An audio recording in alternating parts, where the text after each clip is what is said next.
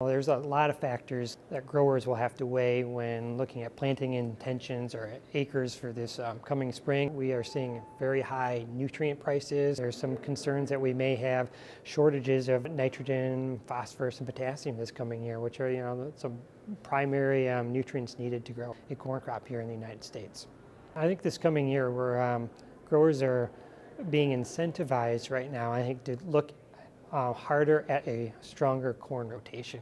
We're seeing corn prices for this coming fall at a near 9-year high, which is always encouraging to growers to see prices that they haven't seen in a decade. The corn-soybean ratio right now is at a 2.35.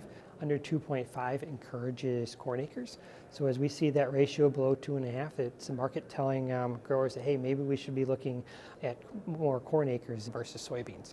I'm expecting corn acres to increase in Michigan, and we're projecting that at 2,450,000 acres, as we're going to see some additional acres that need to be planted this year as we struggled to get wheat in the ground this past fall. So those acres are going to find a home, and I think that we're going to see a significant amount of those acres shift to corn. I also expect that we will see an increase in soybean acres here in Michigan, because again, there's fewer wheat acres that were planted. So I expect we'll see an increase of about 90,000 acres in soybeans.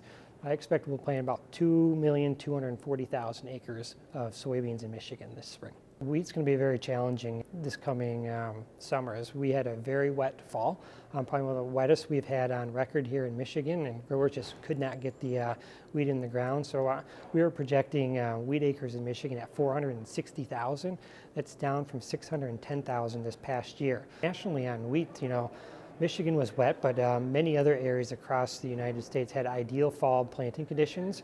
The economics were strong to get wheat in the ground, and the weather allowed wheat to get in the ground. So outside of Michigan, we expect to see an increase in wheat acres, and we expect them to be about 2.3 million acres from this past year at 49 million acres.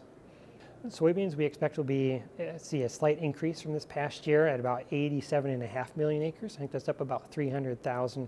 And certainly corn acres across the U.S. are projected right now about 92 million acres, which is down from this past year. And that's kind of based on USDA's early projections, based on just kind of what they're seeing in trends in the market and the economics when those numbers were released this past fall. We'll have a much better idea in the coming months. At Farm Bureau Insurance, the experience you get with our local trusted advisors is different. From financial security to a helping hand, Farm Bureau understands the experience matters. Find an agent who can protect what matters to you.